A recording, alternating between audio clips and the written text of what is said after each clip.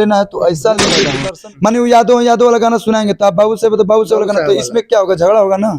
इससे अच्छा जितने भी क्या लगता है कि 10 साल पहले आपको दर्शा के, हम आपको ही नहीं ले रहे हैं, बस कल्लू को ही दर्शा के नहीं, जितने भी कल्लू होंगे इनके माँ का नाम लेके गाया जाता है, क्या आपको बुरा नहीं लगा था? या माई बहन की गाड़ी दे रहा तो मर्डर हो जाला। आप समझिएगा बात को। सोशल मीडिया पे आके लोग गाड़ी देवे लगा थे। भोजपुरी इंडस्ट्री में किसी बेटी के नाम से गाना गाना कहाँ तक उचित है?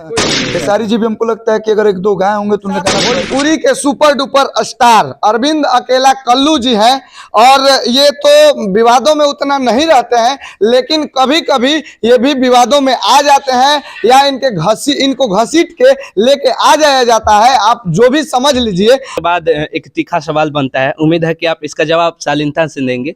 भोजपुरी इंडस्ट्री में किसी बेटी के नाम से गाना गाना कहाँ तक उचित है? बिल्कुल उचित नहीं है।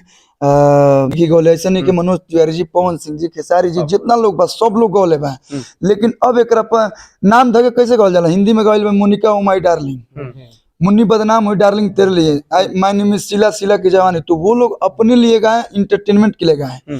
हम लोग भी गाए। अगर मैंने भी एक गीत गाया कि पिंकिया के पापा पकड़ लिए थे, मतलब मैं जो मेरी गर्लफ्रेंड है तो पिंकी नाम रहता है, उसके साथ वो पकड़ लिए, मार दिए, उस पर कोई उंगली नहीं उठाएगा।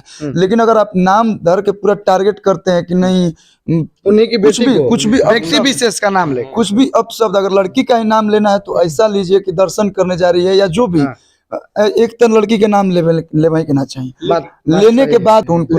लेकिन आपको क्या लगता है, खेसारी लाल यादव के बेटी पे गाना गा दिया जाता है, आप सही बोल रहे हैं कि एक पार्टिकुलर इंसान का नाम लेकर आप दर्शा के मत गाइए। जैसे आप गाए हैं पिंकिया का पापा वाला, ठीक है, वैसा गाना थोड़ा एंटरटेनमेंट के लिए, रिंकिया का पापा वो भी गाए थे, लेकिन क्या लगता है कि 10 साल पहले